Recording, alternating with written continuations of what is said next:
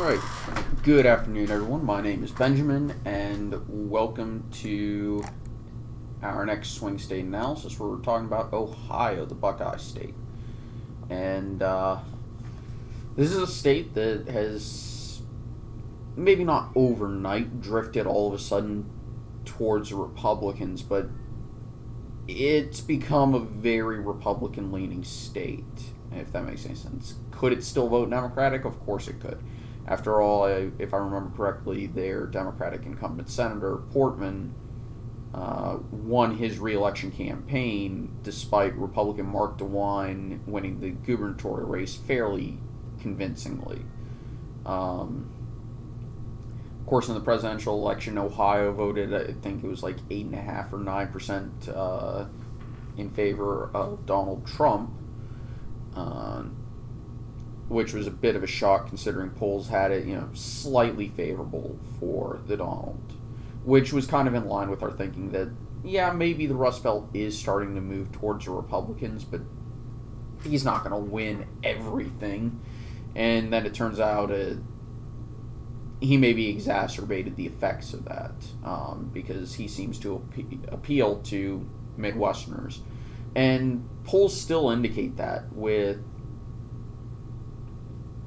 him being somewhat more competitive than would be expected for a Republican who would be down in the polls in, say, North Carolina and Florida. He's doing better than you would expect in these areas. So that means if the race at least if the polling situation becomes more competitive, which I fully expect it will, I fully expect it to become more competitive again in the polls because regression to mean, and, well, we just had a really good jobs report come out, and, well, the Donald's going to like that, and he's going to hype that up and say, see, we're already on the path to recovery. And historically speaking, I think there's reason to actually justify that we're on the road to recovery already. The worst of the depression caused by the Spanish flu in 1918 was mostly over by the time November rolled around. And they were already recovering, at least in terms of the economic impact, despite the fact that the worst number of cases were around that November time frame. So take that however you will.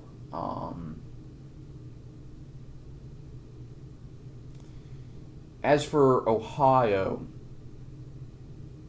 well, it's gonna be interesting to see where it votes. If it votes in line with what I'm expecting or what my model says, it'll be interesting because my model right now, the presidential election model, the polling average has Biden ahead by a point, I think.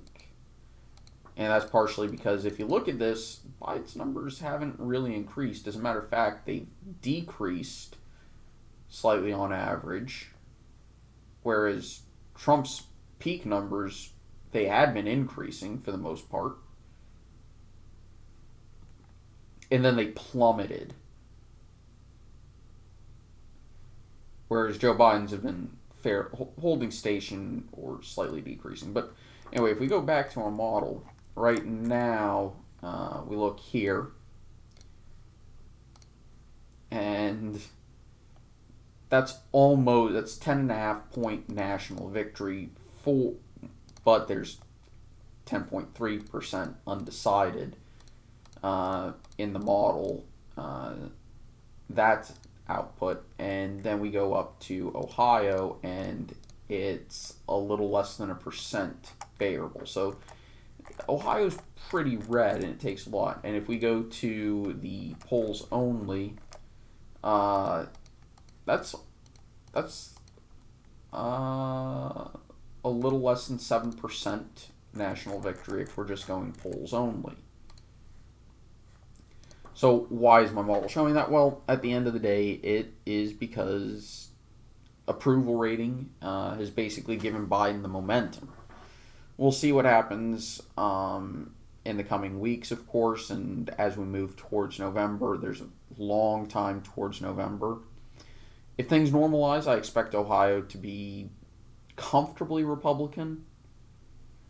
If they don't, it's going to be a very competitive state. And it'll be interesting to see what happens. I'll say that much.